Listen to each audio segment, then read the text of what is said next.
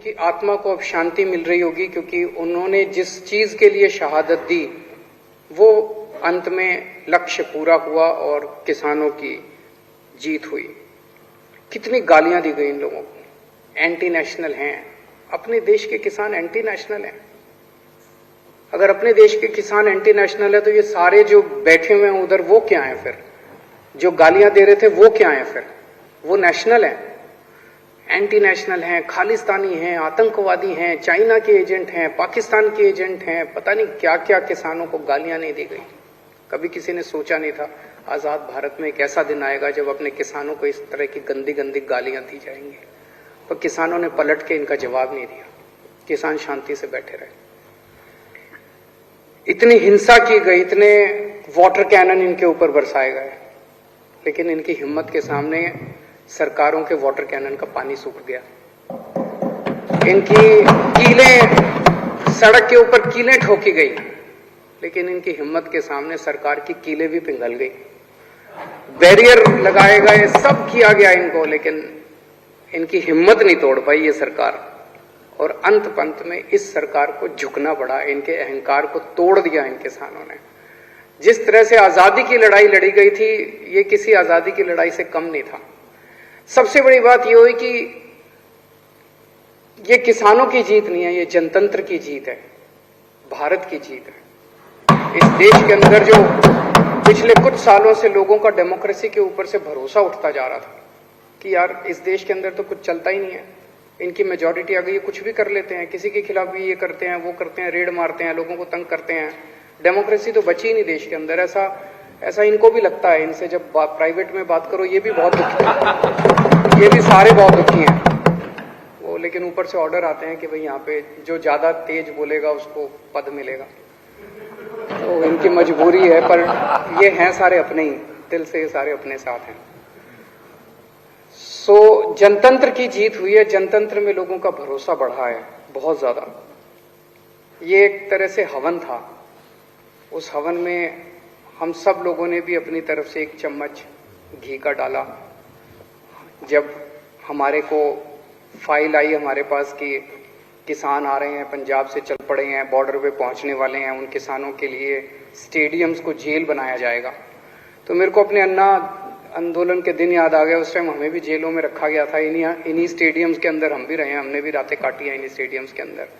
तो मैं समझ गया कि ये स्टेडियम के अंदर इनको पटक देंगे सबको, किसानों को, और आंदोलन खत्म। फिर तुम स्टेडियम में बैठे रहो, जितने भी दिन बैठना है तुम करते रहो। तो हमने मंजूरी नहीं दी, बहुत नाराज हुई केंद्र सरकार, बहुत नाराज हुई। वैसे ही बहुत तंग करते हैं, मैंने सोचा और थोड़ा तंग कर लेंगे, क्या फर्क पड़ता है।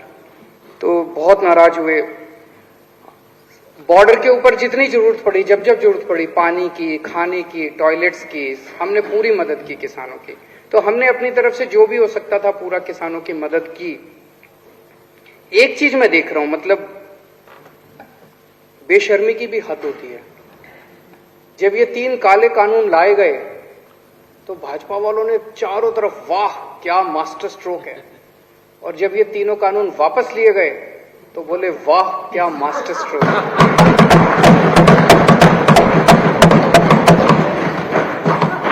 मतलब मैं यही कह सकता हूं, मुझे बहुत दया आती है आप लोगों के ऊपर।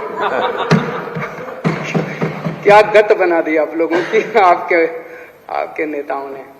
ऐसा भगवान किसी के साथ ना करे।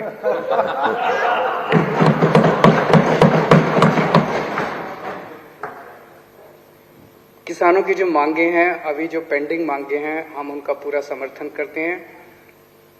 टेनी साहब को तुरंत केंद्रीय मंत्रिमंडल से बर्खास्त किया जाना चाहिए। मुझे नहीं पता कि केंद्र सरकार की क्या मजबूरी है, कुछ तो मजबूरी होगी जो उस एक आदमी का बोझ लेके केंद्र सरकार अपने कंधे पे ढो रही है। क्यों नहीं उसको हटा देते? मुझे नहीं पता कि उनकी क्या मजबूरी है, कुछ मजबूरी होगी जरूर, लेकिन पूरा देश मांग करता है कि ऐसे व्यक्ति को तुरंत बर्खास्त किया जाए। एमएसपी की जो उनकी डिमांड है वो बिल्कुल जायज है, इसके ऊपर हमने भी बहुत अध्ययन किया है। ये राजनीतिक तौर पे नहीं, मुझे लगता है अगर एमएसपी लागू हो जाता है तो देश की एग्रीकल्चर सेक्टर को बहुत बड़ा फायदा होगा, पूरा का पूरा बदल सकता है। जितने केसेस, झूठे केसेस इन लोगों के ऊपर लगाए गए हैं वो सारे वापस लिए जाएं, और जो 700 किसान शहीद हो गए उनके परिवारों को उचित मुआवजा दिया जाए। किसान जब तक वहां बैठे हैं, किसान तय करेंगे वो कब उठना चाहते हैं। जब तक किसान वहां बैठे हैं, हम किसानों के साथ हैं, पूरी तरह से किसानों के साथ हैं, हर कदम पे उनके साथ हैं।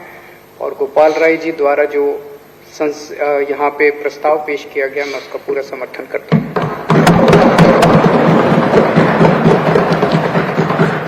अब माननीय विकास मंत्री श्री गोपाल राय जी चर्चा का उत्तर देंगे और संकल्प को पारित करने का अनुरोध करेंगे।